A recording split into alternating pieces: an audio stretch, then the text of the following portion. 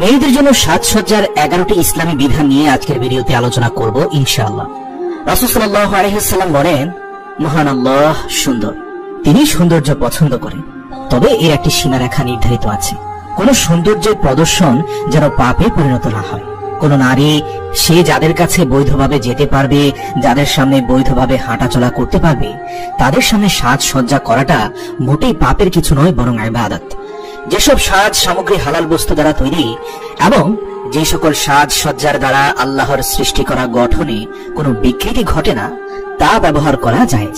পরিষ্কার পরিচ্ছন্নতা ও সাজসজ্জা ইসলামী জীবন রীতির অবিচ্ছেদ্য অংশ এবং ইবাদতের অংশ। তাই নারীরা অবশ্যই সাজসজ্জা করবে, এটাই ইসলামী শরীয়তের বিধান। তবে ইসলাম নির্দেশ করে যে স্ত্রী যেন ঘরে তার স্বামীর জন্য সর্বোত্তমভাবে সাজসজ্জা করে। স্বামীর উদ্দেশ্যে সাজসজ্জা করাটাকে ইবাদত বলা হয়েছে। আজীবনের সঙ্গী অথবা সব সময় দেখছে বলে তার সামনে একেবারে অগোছালো থাকা ইসলামী শিক্ষা বিরোধী। মেয়েদের জন্য সাজসজ্জার 11টি ইসলামী বিধানের প্রথমটি হচ্ছে পোশাক। নারী ও পুরুষ যেহেতু পৃথক সত্তা, তাই সৃষ্টিগতভাবে তাদের মধ্যে পার্থক্য আছে। এই পার্থক্য বজায় রাখা জরুরি। তাই নারীদের জন্য পুরুষের কাটছাটের পোশাক পরিধান করা এবং তাদের বেশ ধারণ করা নিষিদ্ধ।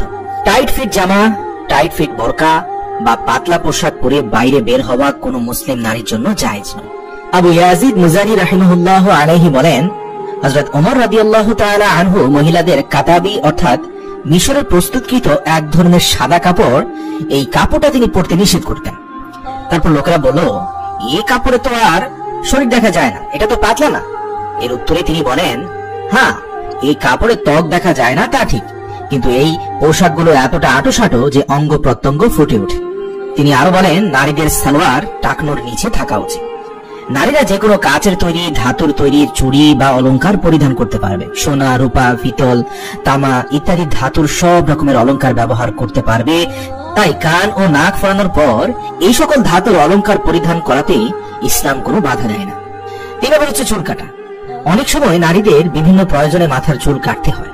কোনো অপারগতা, অক্ষমতা বা বিশেষ ধরনের কোনো রোগে আক্রান্ত হয়ে যদি সে চুল কাটে, তবে ক্ষমা রয়েছে। কিন্তু এছাড়া মাথা মুন্ডন করা বা নারীদের চুল ছোট করে ফেলা ইসলামে বৈধ নয়, এটি গুনাহের কাজ। 4 নম্বর হচ্ছে নারীদের মুখে পশম হলে কি করণীয়। নারীদের গোঁফ দাড়ি হলে মুন্ডিয়ে ফেলা মুস্তাহাব। এটা কোনোভাবেই মুখে রেখে দেওয়া যাবে না। তবে সবচেয়ে ভালো হয় কোনোভাবে যদি কোনো প্রক্রিয়ায় এই সকল অবাঞ্ছিত লোম মূল থেকে তুলে ফেলা যায়, তাহলে আরো ভালো। 5 নম্বর হচ্ছে নখ বড় রাখা। হাত পায়ের নখ বড় রাখা বিজাতীয়দের স্বভাব ও একটি ঘৃণিত কাজ। অনেক সময় নখের ভেতর ময়লা জমে খাবারের সময় পেটে চলে যাওয়ার আশঙ্কা থাকে। প্রতি সপ্তাহে হাত পায়ের নখ কাটা সুন্নাত। অন্তত 2 সপ্তাহে একবার কাটলেও চলবে, তবে 40 দিনের বেশি না কাটা অবস্থায় অতিবাহিত হলে গুনাহ হবে। 6 নম্বর হচ্ছে নেইল পলিশ। নেইল পলিশ যদি পবিত্র বস্তু দ্বারা প্রস্তুত করা হয়, তাহলে তা ব্যবহার করা জায়েজ। তবে নেইল পলিশ যেহেতু পানি প্রবেশের প্রতিবন্ধক, তাই নখে থাকা অবস্থায় ওযু ও ফরজ গোসল হবে না। নখ থেকে তুলে ওযু ও ফরজ গোসল করতে হবে।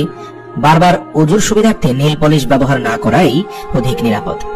7 নম্বর হচ্ছে মেহেদি। নারীদের জন্য সর্বদা হাত পা মেহেদি দ্বারা রাঙিয়ে রাখা মুস্তাহাব। এতে স্বামী আনন্দিত হয়, ওযু ও গোসলেও কোনো সমস্যা হয় না। কেউ কেউ পায়ে মেহেদি লাগানো কি খারাপ নাকি গুনাহ হবে এমনটা ভেবে পায়ে মেহেদি লাগান না। এবং এই সম্পর্কে একটা যুক্তি রয়েছে যে নবীজি সাল্লাল্লাহু আলাইহি ওয়াসাল্লাম দাড়িতে মেহেদি লাগাতেন, অতএব এই মেহেদি কোনোভাবে পায়ে লাগানো যাবে না, এটা বেয়াদবি। কিন্তু এই যুক্তিটি একেবারেই সঠিক নয়। নবীজি সাল্লাল্লাহু আলাইহি ওয়াসাল্লাম তো দাড়িতে তেলও লাগাতেন, তাই বলে কি আমরা পায়ে তেল লাগানো বন্ধ করে দিয়েছি? মহানবী সাল্লাল্লাহু আলাইহি ওয়াসাল্লাম তেল, ক্রিম ইত্যাদি ব্যবহার করতেন, তাই তেল ব্যবহার করা সুন্নাহ। তবে ক্রিম, স্নো পাউডার যা এখন বর্তমান সময়ে পাওয়া যায়, এগুলো যদি হালাল বস্তু দ্বারা তৈরি হয়, ইনগ্রেডিয়েন্টস দেখতে হবে।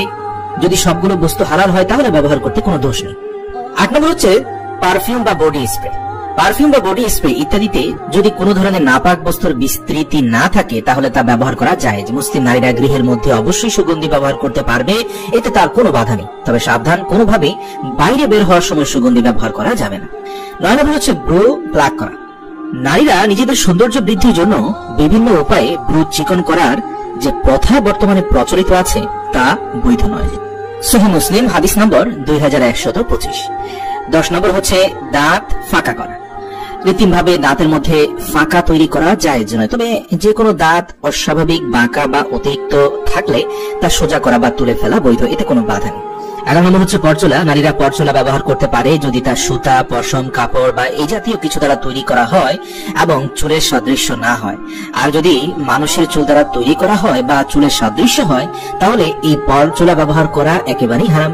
মহান আল্লাহ তাআলা আমাদের সমস্ত মা বোনকে ইসলামী নিয়ম অনুযায়ী সাজসজ্জা ধারণ করার তৌফিক দান করুক। সাজসজ্জার দ্বারা গুনাহ নয় বরং নেকি অর্জন করার তৌফিক দান করুক। আমিন।